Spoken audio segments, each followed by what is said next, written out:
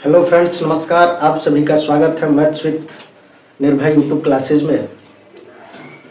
आप इस वीडियो को स्किप मत करिएगा, आप इस पूरे वीडियो को देखिए, आपको बहुत अच्छा लाभ मिलेगा। आज हम लोग बात करने वाले हैं कक्षा 10 के पहला चैप्टर वास्तविक संख्याओं के बहुत ही महत्वपूर्ण टॉपिक के बारे में, जिसका नाम है यूक्लिड थ्योरम यानी यूक्लिड प्रमेय। यूपी बोर्ड और बिहार बोर्ड के लगभग हर बोर्ड के परीक्षा में इससे एक प्रश्न जरूर बनता है, तो आप लोग इस वीडियो को पूरा देखिए ताकि वो प्रश्न आपका मिस न होने पाए। आइए यूक्लिड के बारे में पढ़ते हैं हम लोग।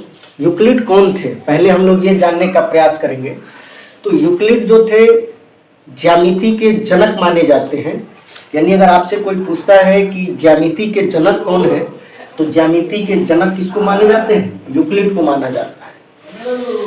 यूक्लिड ने एक बहुत ही महत्वपूर्ण प्रमेय दिया था, जिसको हम लोग यूक्लिड का प्रमेय कहते हैं।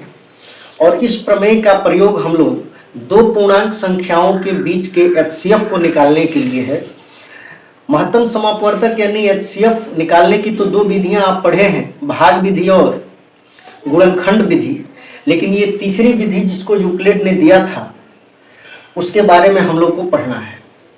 क्या है यूक्लिड का प्रमेय, आइए देखते हैं। यदि कोई दो पूर्णांक ए और बी हो, यूक्लिड ने कहा था कि यदि कोई भी दो पूर्णांक संख्याएं ए और बी हैं, तो क्यू और आर पूर्णांक इस प्रकार होंगे कि a is equal to b q plus r, जहां आर की वैल्यू 0 से बड़ा या 0 के बराबर और बी से छोटा हो।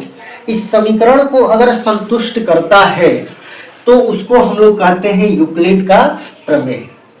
आ रही है बात समझ में? एक बार फिर देखिए, यूक्लिड ने कहा था कि यदि कोई दो पूर्णांक ए और बी हो और क्यू और आर इस प्रकार हो कि a is equal to b q plus r को संतुष्ट करता हो, जहां आर की वैल्यू 0 के बराबर या 0 से बड़ी लेकिन बी से छोटा हो, तो इसे हम लोग क्या कहते हैं? यूक्लिड प्रमेय कहते हैं।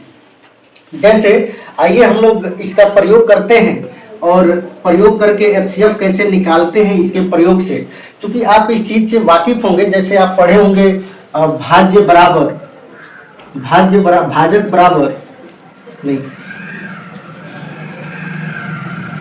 आप इस चीज से वाकिफ हैं। जैसे आइए हम कोई भी दो पूर्णांक लेते हैं, उदाहरण के तौर पर 455 और 42 का एचसीएफ बताइए। एचसीएफ यूक्लिड प्रमेय से ज्ञात कीजिए। यूक्लिड प्रमेय से क्या करना है? ज्ञात करना है। ठीक है, चलिए तो हम क्या करते हैं, सबसे पहले जो बड़ी संख्या होती है, जो बड़ा पूर्णांक होता है, उसको हम लोग छोटे पूर्णांक के गुणक के रूप में लिखते हैं। जैसे 455 को हम मानेंगे ए और 42 को मानेंगे बी। क्योंकि यहाँ पर ए जो है भाज्य कहलाता है और बी जो है भाजक कहलाता है। क्यू कोसेंट जिसको हम लोग भागफल कहते हैं, और आर का मतलब होता है रिमाइंडर यानी शेषफल। आप शुरू में पढ़े होंगे भाज्य बराबर भाजक गुणे भागफल धन शेषफल। ये चीज आप पढ़े छोटे क्लास में, 7, 8 में, 6 में भी आप पढ़े होंगे। भाज्य बराबर भाजक गुणे भागफल धन शेषफल। इसी रूप को थोड़ा स्टैंडर्ड फॉर्म में हम लोग लिख दिए हैं, भाज्य बराबर भाजक गुणे भागफल धन शेषफल, जहां शेषफल जो होता है वो भाजक से हमेशा छोटा होता है, लेकिन 0 से बड़ा हो सकता है और 0 भी हो सकता है। इसी चीज को हम लोग यहां लिखेंगे। तो 455 को हम लिख सकते हैं 42 गुणे, यानी 455 में हम 42 से भाग दें। तो यहां चलिए भाग दे के देख लेते हैं 455 में। तो 42 से करने 42 3 5। अब इसके बाद भाग नहीं जाएगा, यानी एक बार में भाग जा रहा है।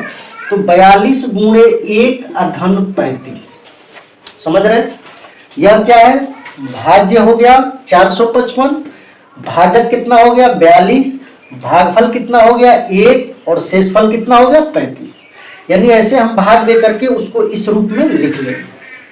ठीक है, फिर अगले स्टेप में क्या करेंगे, पुनः अब जब भाग की प्रक्रिया समाप्त नहीं होगी, यानी जब तक रिमाइंडर हमारा 0 नहीं बचता है, जब तक शेषफल नहीं बचता है, तब तक हम यूक्लिड के प्रमेय के रूप में इसको स्टेप बाय स्टेप लिखते चलेंगे।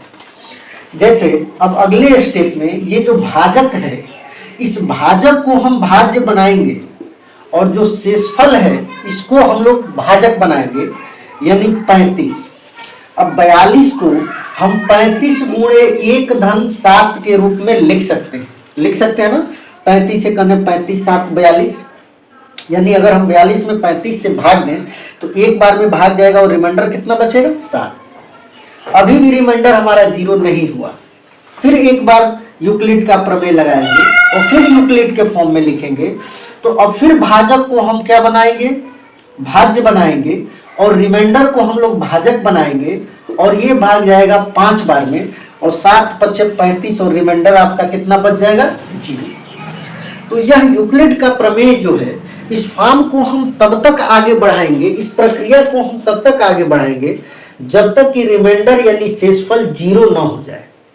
और जहां रिमाइंडर 0 हो जाएगा उस स्टेप का जो भाजक होगा ना, वही उसका HCF यानी महत्तम समापवर्तक होगा। तो बताइए, यहाँ रिमाइंडर 0 हो गया और इसका भाजक कितना है 7 है। भाजक कितना है 7। इसका मतलब जो HCF है 455 और 42 का, वो कितना हो जाएगा 7 हो जाएगा। आ रहा है बात समझ में? ऐसे ही आपके परीक्षा में 2 या 2 से अधिक पूर्णांक दे दिया जाएगा और कहा जाएगा कि यूक्लिड के प्रमेय के द्वारा या यूक्लिड के प्रमेय की सहायता से आप उनका HCF ज्ञात करिए। तो HCF आप कब ज्ञात करेंगे, जब आपको यूक्लिड का प्रमेय पता होगा। और कभी कभी तो ये भी देते हैं कि यूक्लिड का प्रमेय क्या है, आप उसको डिफाइन करिए या फिर लिखिए। तो आप इस परिभाषा को यानी इस प्रमेय को भी याद रखेंगे यहाँ तक, ठीक है। और प्रश्न जो है आपका ऐसे बनेगा। चलिए इसके बाद फिर हम एक अगला एग्जाम्पल देख लेते हैं, इसको लिख लीजिए। चलिए आइए अब हम लोग दूसरा प्रश्न देखते हैं। 272 और 148 का HCF यानी हाईएस्ट कॉमन फैक्टर यूक्लिड प्रमेय की सहायता से ज्ञात कीजिए। कैसे निकालेंगे, जो बड़ा पूर्णांक होगा उसको हम क्या मान लेंगे, ए मानेंगे, यानी इसको हम लोग क्या कहेंगे, यह भाज्य है, ठीक है। और जो छोटा पूर्णांक है उसको हम लोग क्या मानेंगे, उसको मानेंगे बी, यानी इसको हम क्या मानेंगे भाजक, ठीक है। अब यूक्लिड के प्रमेय में फिर हम इसको इस रूप में, जैसे आप यहाँ समझ लीजिए, इसको आप ध्यान में रखिएगा, भाज्य बराबर भाजक गुणे भागफल धन शेष, ठीक है। और इसी रूप में आपको यहाँ लिखना है, ठीक ना। तो भाज्य हमारा कितना है 272 और 272 में हम 148 से क्या करेंगे, भाग करेंगे। तो जितना भागफल आएगा उसको यहाँ लिखेंगे। तो आप कहीं साइड में 272 में 148 का भाग दे लीजिएगा। 148 से करने 148 यहाँ आएगा 4, यहाँ आएगा 2 और यहाँ आएगा 1, 124। यानी इसको हम कितने बार में भाग जा रहा है, एक बार में। तो 1 धन 124, यानी जब हम 272 में 148 से भाग देंगे तो भागफल हमारा 1 आएगा और शेषफल कितना आएगा 124। फिर हम वही प्रक्रिया करेंगे, क्योंकि हमारा रिमाइंडर जब तक 0 नहीं आता है तब तक हम यूक्लिड के प्रमेय के रूप में इसको क्या करते हैं, लिखते जाते हैं।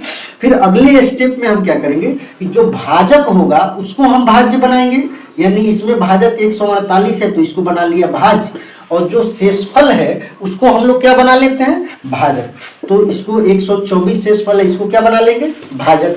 अब देखिए कितने बार में भाग जाएगा, तो 124 से 148 में आप भाग देंगे तो एक बार में भाग जाएगा और आपका शेषफल कितना बच जाएगा 24।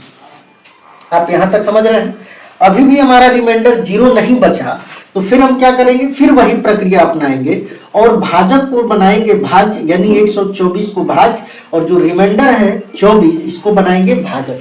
अब देखिए ये कितने बार में भाग जा रहा है, तो 124 में जब हम 24 से भाग देंगे तो 24 पचे होता है 120, और 120 और रिमाइंडर आपका क्या बच जाएगा 4। देखिए अभी भी आर का मान जो है यानी रिमाइंडर 0 नहीं बचा है, तो फिर वही प्रक्रिया अपनाएंगे। अब इस बार 24 को भाज्य बनाएंगे और 4 को भाजक बनाएंगे, और 4 से 24 में कितने बार में भाग जाएगा 6 बार में, और रिमाइंडर हमारा बच जाएगा 0। जब रिमाइंडर आ गया 0 तो मैंने आपको बताया है कि जिस स्टेप में रिमाइंडर 0 आ जाएगा उसका जो भाजक होगा ना वही उसका HCF होगा, यानी इसमें भाजक क्या है 4। इसका मतलब HCF जो होगा 272 और 148 का वो कितना हो जाएगा 4। समझ रहे हैं, बहुत आसान है।